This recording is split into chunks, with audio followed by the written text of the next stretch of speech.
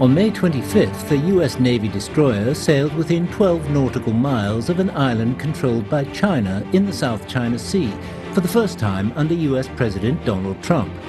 Why did China and the US differ on freedom of navigation, and is this a deliberate provocation? On May 18th, China and ASEAN countries announced that they had completed the first draft of a framework for a code of conduct in the South China Sea. Will the code bring resolution to the South China Sea disputes? China-related topics have become a major focus at the Shangri-La Dialogue, attended by defense ministers, military chiefs, and experts. What can we expect from this year's Shangri-La Dialogue? The Mar-a-Lago meeting earlier this year between Chinese President Xi Jinping and US President Donald Trump set a constructive tone for bilateral relations. However, mistrust between the two nations still exists. How will China and the US develop their military-to-military ties? Starting June the 2nd, the military and the political leaders from Asia-Pacific countries are gathering in Singapore for the Shangri-La Dialogue, which covers important security issues in the region. The U.S. new President Donald Trump pledges to strengthen U.S. military presence in the Asia-Pacific region and pursue a strategy of peace through strength. How will the security situation evolve in the Asia-Pacific region? And what are the major risks? To discuss the issues related to the Shangri-La Dialogue and challenges facing the Asia-Pacific security scenario, I'm pleased to speak with the Senior Colonel Zhou Bo, Director of the Center for International Security Cooperation of the Foreign Affairs Office from the Ministry of National Defense. That's our topic, this is Dialogue. I'm Yang Rui. Welcome to Dialogue, Senior Colonel Zhou Bo. China and ASEAN announced on May the 18th that the first draft of a framework concerning the Code of Conduct in the South China Sea has been passed, or in other words, remarkable progress has been made in the negotiations between the two sides. Now, what changes will that bring to the South China Sea, and what will be the next step? I think it's tremendous progress from DOC, which was signed in 2002. What is most important about the DOC is that it obligates all parties to resolve disputes through friendly negotiations by all parties directly concerned. The second thing is it asks all parties to refrain from inhabiting on the unprohibited land, whatever it is, whether it is the island, the shores, the reef, whatsoever. So, but after 15 years, people do believe that there is a need to make it more concrete. That is why people talk about the COC. So this progress of having this framework is a tremendous progress in that it will pave the way for further negotiation of COC. But I believe claimants in the game will have to protect their maritime rights and stakes, whatever that means, for perhaps domestic political reasons. Once such disputes were to occur, what will be the mechanism for the settlement of such tensions? Well, the truth is, so far we do not have any clashes. So, to a certain extent, the tension in the South China Sea is somewhat is not true. The clear example is, since China's reform and opening up, China has been rise. China's military strength has been on the rise, but China didn't use its strengthened military strength into a kind of aggressive instrument against anybody. So we still believe that to solve this problem in the South China Sea, there are two fronts. One is to implement COC, another is to conduct concrete, pragmatic cooperation, by which I mean people could have cooperation in disaster relief and disaster rescue and scientific research, fishery, so on and so forth.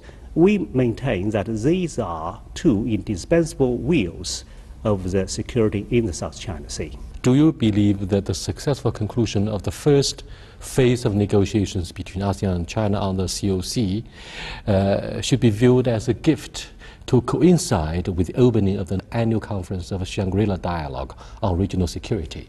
I think you can take it as that, because anyway it sounds like a good news for the Shangri-La Dialogue, because at the Shangri-La Dialogue, I think from 2000 2013, the U.S. Secretary of Defense would always accuse China of militarization in the South China Sea, but apparently this year, as a result of a bilateral agreement, we demonstrated clearly that we are not militarizing South China Sea at all.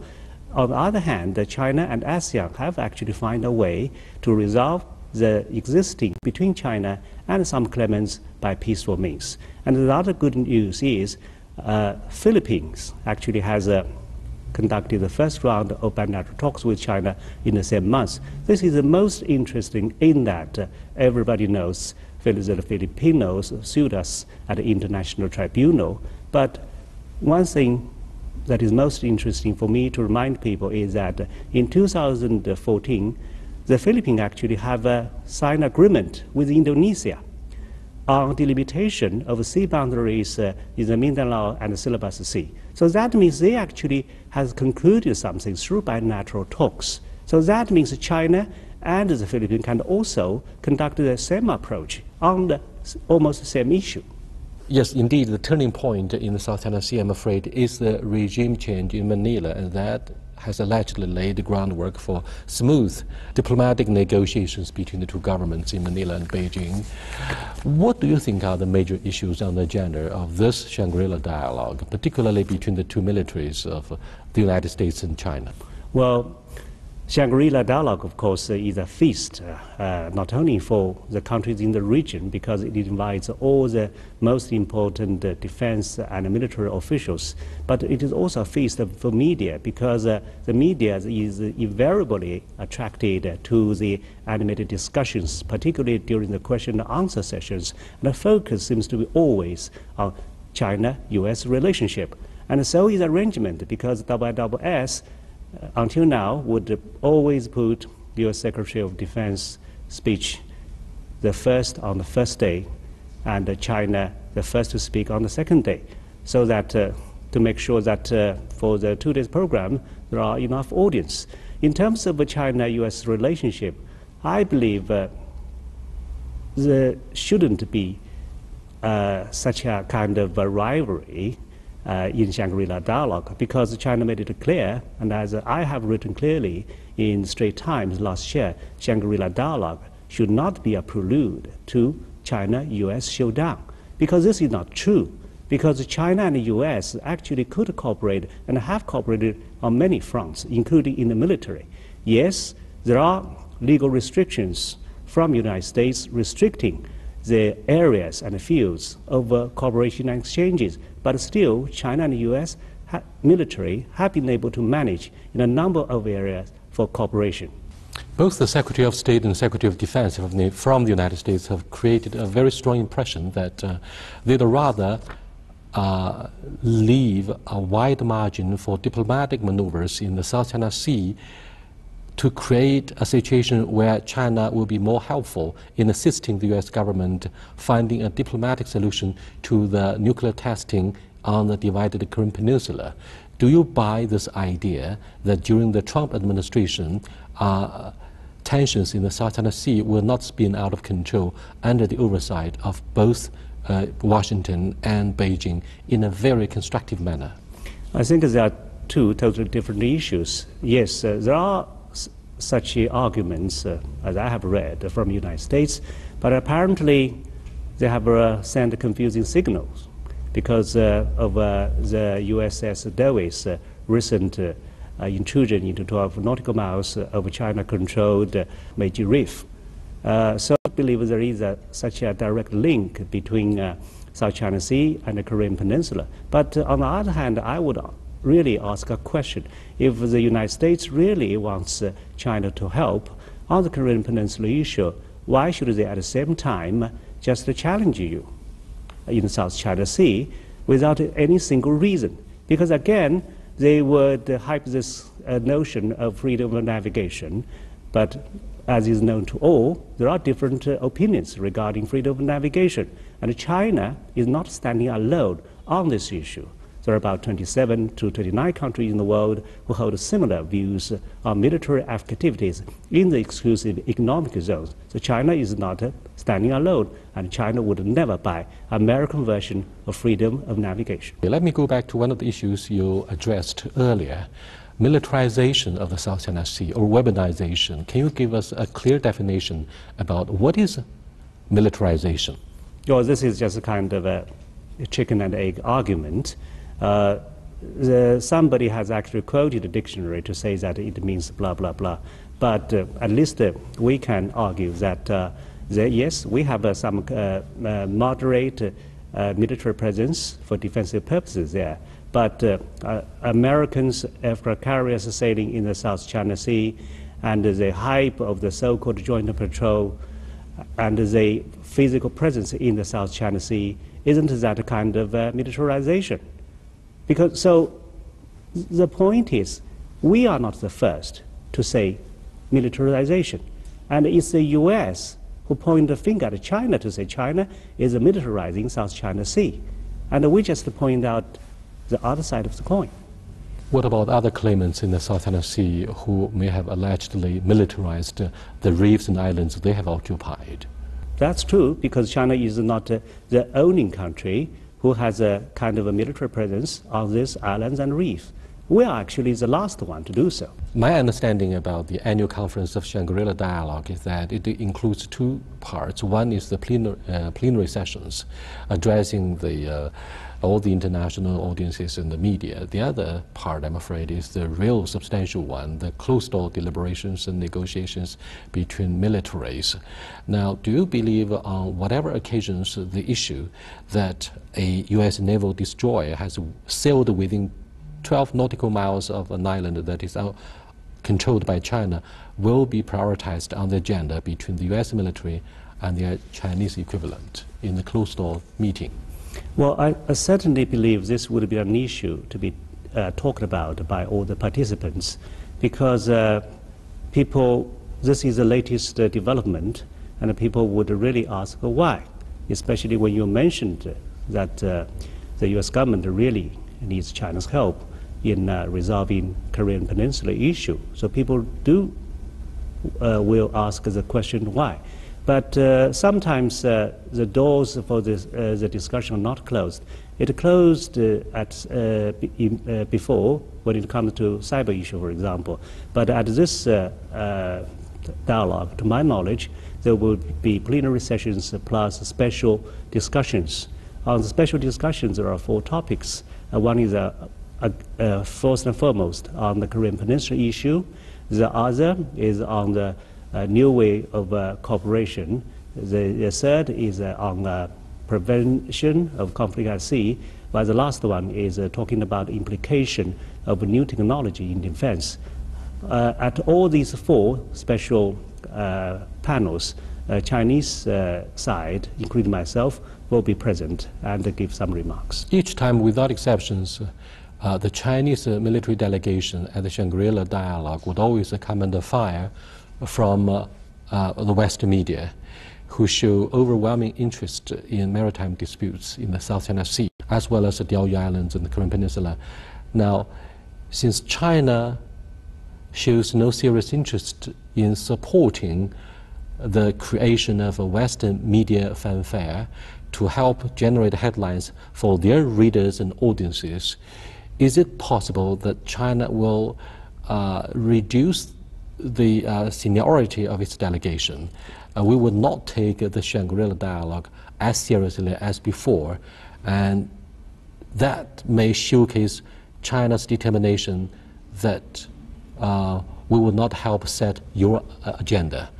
China wants very much to take the initiative of shaping our own agenda. What do you think of such concerns? Well, there are indeed people who argue like that China should reduce the seniority of its military presence, but we would think otherwise, because if you look at the Asia Pacific, it's a forest of workshops, seminars, and symposiums. So there are endless forums and workshops, so on and so forth. Starting from north to south, we have Seoul's Defense Officials Dialogue, Tokyo's Defense Forum, and Jakarta's JIDD, China's Xiangshan Forum, and Shangri-La Dialogue. I think the purpose for all these forums is to discuss about regional security. Apart from Seoul's Defense Officials Dialogue, which is almost exclusively focused on Korean Peninsula, all other forums would more or less talk about the same thing. So China would use this opportunity of attending Shangri-La Dialogue to disseminate its voice, its views. So it doesn't matter for us. Yes, in the past we have sent people of different seniority, from defense ministers to deputy chief of staff, who are normally in charge of foreign affairs, to senior leaders of, for example, of Academy of Military Science. And in this case, again, we are sending deputy president of Academy of Military Science. But that, however, does not suggest that we have different views. Thank you so much for being with us. You are watching Dialogue with the Senior Colonel Zhou Bo, Director of the Center for International Cooperation with the Ministry of National Defense. We'll be back in a short while. Please stay with us. Welcome back. Senior Colonel Zhou, the Pentagon said 2 Chinese fighters carried out unsafe and unsafe intercept of a U.S. military aircraft over the South China Sea on May the 17th, as the U.S. maritime reconnaissance aircraft carried out a routine patrol in the area. However, a Chinese Foreign Ministry spokesperson denied any dangerous maneuvers from the Chinese aircraft. How will the incident affect China's military-to-military relationship with the United States? We're most sad to see this happening time and again, because it is constant our view that the U.S. should reduce or even stop its close-in military reconnaissance and surveillance in China's EEZ. Why should the U.S. do this anyway? Because you have come into my courtyard and you are watching what is inside my house on a daily basis. So from China's point of view, China definitely believes this is at my security risk. So we don't like this, and we don't want this to happen time again. But having said that, China has taken great restraint, and China has signed 2 most important documents of crisis management. One is mutual notification of major military activities. The other is rule of behavior during air and maritime encounter. So these rules are already laid out. It is critically important for China and the U.S. to do some rehearsal to avoid this from happening.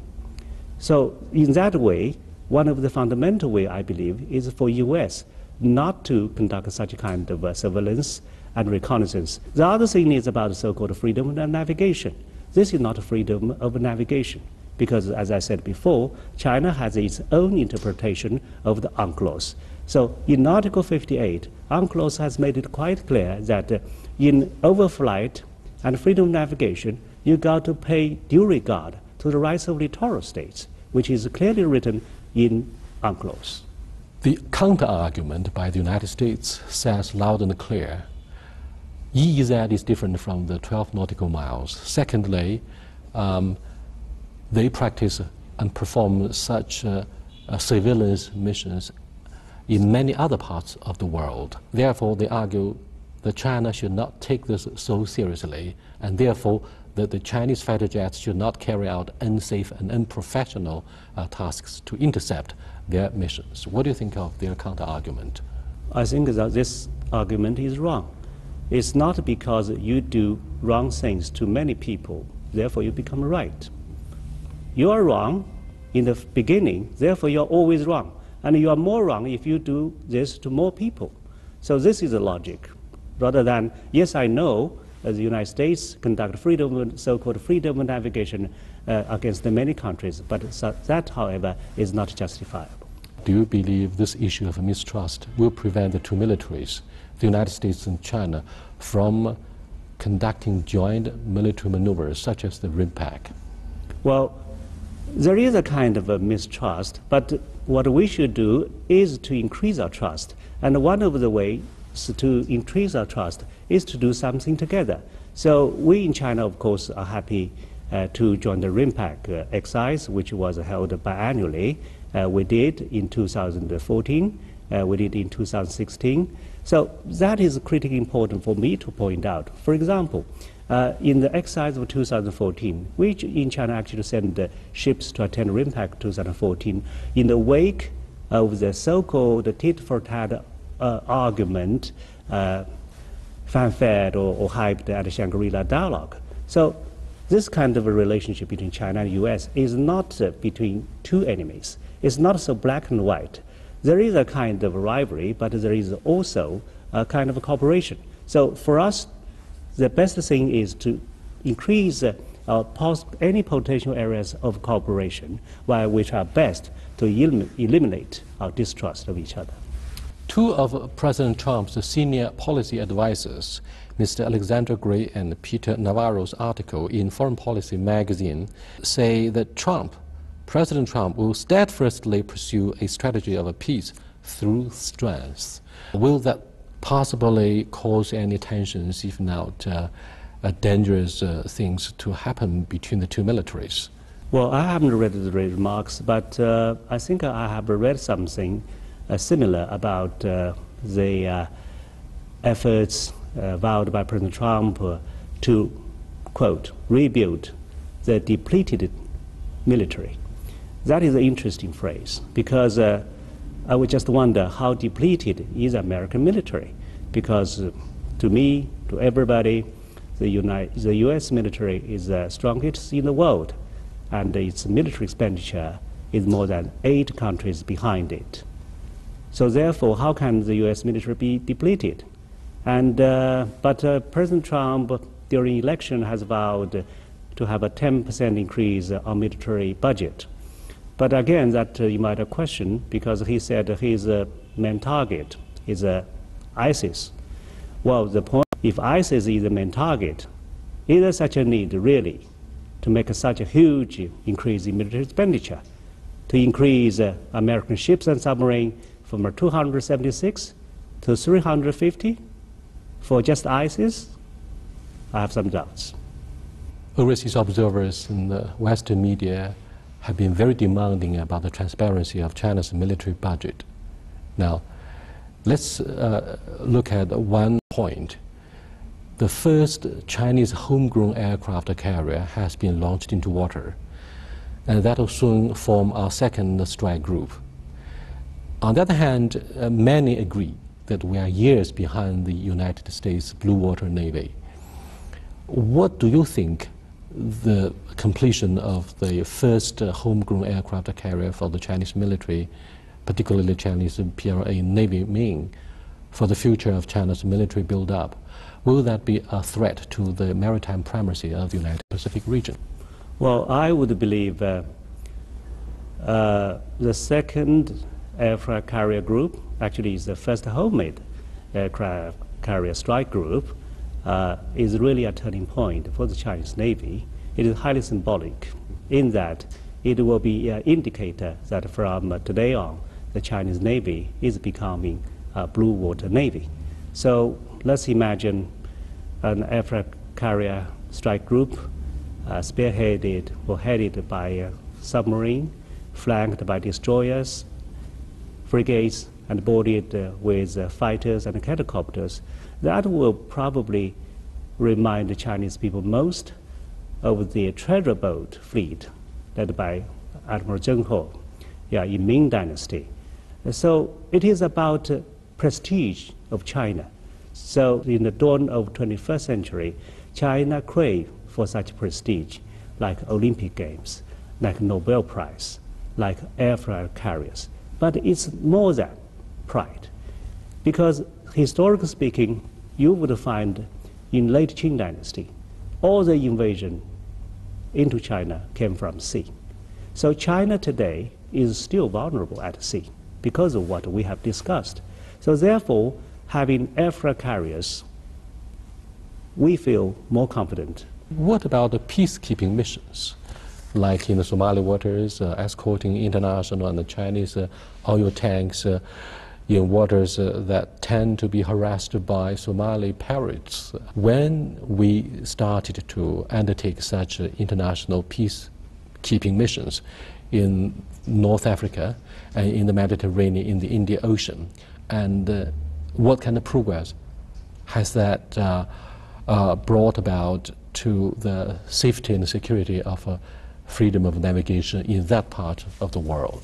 China's counterpiracy efforts started in December 2008. So far we have been there for 7 years, and recently we have just publicized that we have apprehended 3 Somali pirates. So this is a major achievement, and we have escorted more than 6,000 ships. Half of them are foreign ships. But let me put aside this counterpiracy efforts alone to talk about the grander picture. That is how Chinese armed forces could actually fulfill its twofold missions in the future. One is to safeguard China's own interests. This national interest may not be confined within China's territory.